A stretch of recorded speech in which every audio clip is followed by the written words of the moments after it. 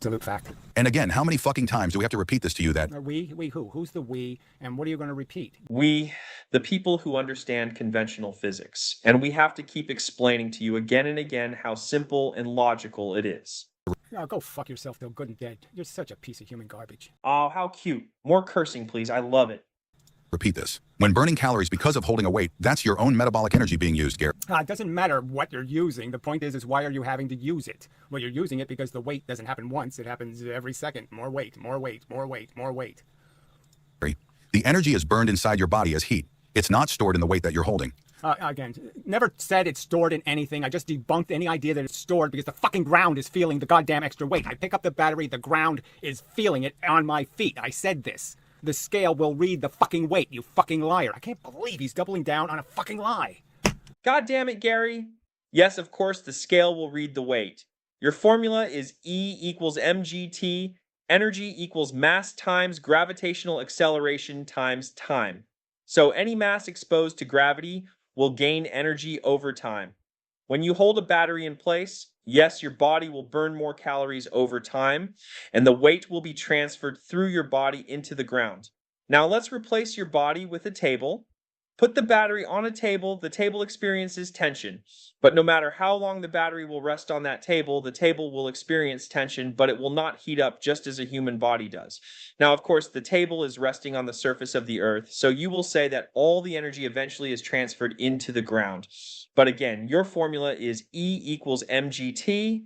This means that the battery continues to deliver more and more energy to the ground as time continues. This means that the surface of the earth will slowly heat up over time simply because an object with a certain mass is resting on the ground. That's literally what your formula states. You can't fucking deny that. If you put a mass on the surface of the earth, you say the energy or the gravitational force that it experiences every second goes through the ground into the earth. And this goes on every second. Every second, the earth receives more and more energy because of this mass. So if that mass stays there for 1 million years, it will have delivered millions and millions of joules of energy to the earth. So every single building, every single statue, every single object that is resting on the surface of this earth is constantly delivering energy to the earth. So after 1 million years, the earth will be completely filled up with energy, heating it up so extremely much the earth will eventually turn into a bright shining star. That's what your formula says will happen, you dumb fuck! God, what a piece of scum. God, you just be so splendid if you got what you deserve, you lying scum. We already have. You're ugly as fuck. Oh, how cute. Resorting to personal insults again.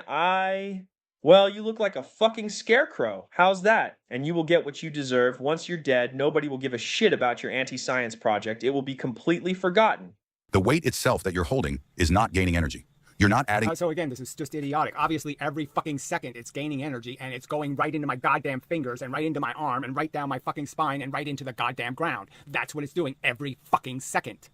But here you go. You say that the object gains energy over time, and the energy goes right through your body, into the ground. And this goes on every second. So after 1 million years, the ground will have received a ton of energy, so the earth will eventually heat up. Speaking, if an object wasn't supported... I mean, there's nothing to argue here. It's an idiotic, ludicrous idea that when something's falling, it's storing the energy.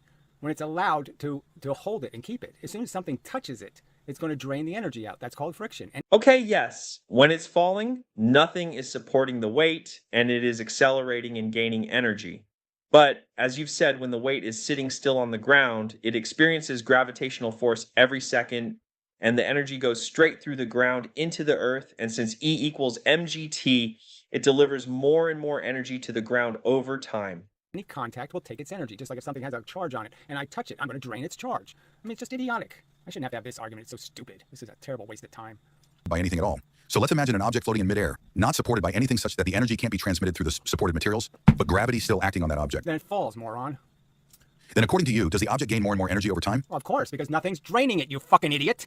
So it falls, and as it's falling, it gains velocity, which is momentum. It collects more and more force, and that's why when it hits the ground, it can explode the ground, because it collected a whole bunch of force, because nothing was draining it, you fucking idiot. I was postulating a hypothesis fucktard. If it were possible for a weight to float in midair, sitting still without any support so that nothing could drain the energy out of it.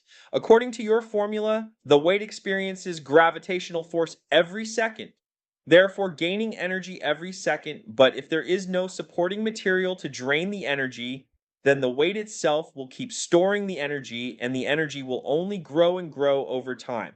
Whether it's falling or sitting still, it doesn't matter. The energy will always grow and grow over time.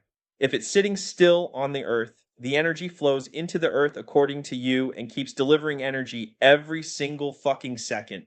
The earth receives tons and tons of energy over time. That's free energy. That's the consequence of your fucking formula, you fucking idiot.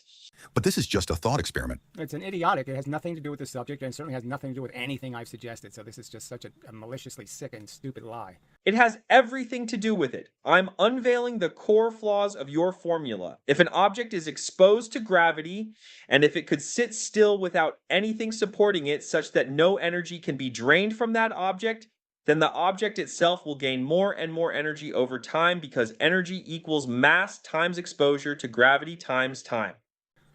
I mean, your formula is energy equals mgt.